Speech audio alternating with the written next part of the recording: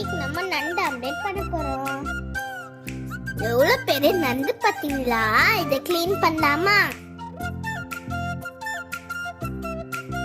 இந்த மாதிரி க்ளீன் பண்ணி எடுத்துக்கோங்க. இப்போ நண்டா வச்சுக்கலாம்.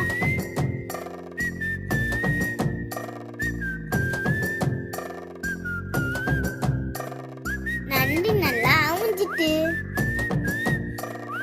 இப்போ நண்டுக்குள்ள சதையெல்லாம் எடுத்து வச்சுக்கலாம். இப்போ சில்லியும் ஆனியனும் கட் பண்ணி வச்சுக்கோங்க. இப்போ முட்டைய உடைச்சி ஊற்றிக்கலாம். அது கூட ஆனியன், சில்லி, சால்ட் போட்டுக்கோங்க. இப்போ எடுத்து வச்ச நண்டையும் போட்டு நல்லா மிக்ஸ் பண்ணிக்கலாம். அடுத்து தோசைக்கல்லில் எண்ணெய் தடவி ஆம்லேட்டை போட்டுக்கலாம். சூப்பரான நண்டு ஆம்லெட் ரெடி. இது எனக்கு ரொம்ப பிடிச்சிருக்கு. நீங்களும் செஞ்சு பாருங்க. பாய்.